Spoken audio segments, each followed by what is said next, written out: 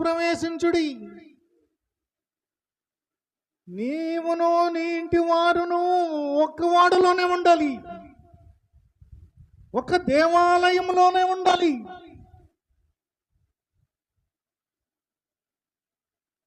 ఒక్క సన్నిధిలోనే ఉండాలి.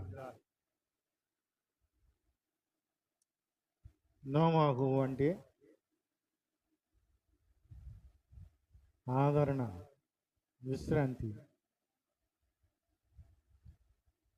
నోవాహు భయంకరమైనటువంటి వాతావరణంలో పైనుంచి దేవుడు భూమిని చూస్తూ ఉన్నప్పుడు చెడిపోయి కనపడింది భూమి. పైనుంచి చూస్తూ ఉన్నప్పుడు దుర్మార్గత, దుష్టత్వం కనపడింది దేవునికి. అందుకనే నీవే నా ఎదుట నీతిమంతుడు అయ్యుండుట చూచి తిని గనుక నీవును నీ ఇంటి వారును ఓడలో ప్రవేశించేది. దేవుని ఉగ్రత వచ్చేస్తూ ఉంది, జల ప్రళయము వస్తూ ఉంది. నోవాహు ఇలాగ ప్రకటన చేస్తే అందరూ నవ్వినప్పుడు అయినా కానీ ఆయన నీతిని కనపరిచాడు.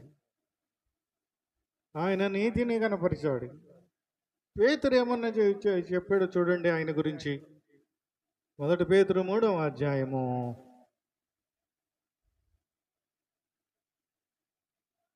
19వ వచనం. దేవుడు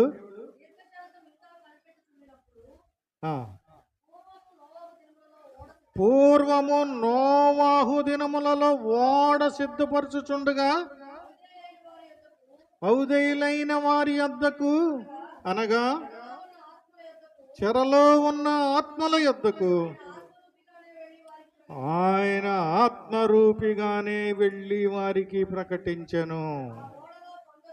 ఆ ఓడలో కొందరు, అనగా 8 మంది నీటి ద్వారా రక్షణ పొందిరి. ప్రకటన చేశాడు. ఎట్లా? ఆత్మపూర్ణుడై ప్రకటన చేశాడు. ఆత్మరూపి అయి వెళ్ళి వారి యొద్దకు, ఎవరి యొద్దకు వెళ్ళారని చెప్పాడు ఇక్కడ?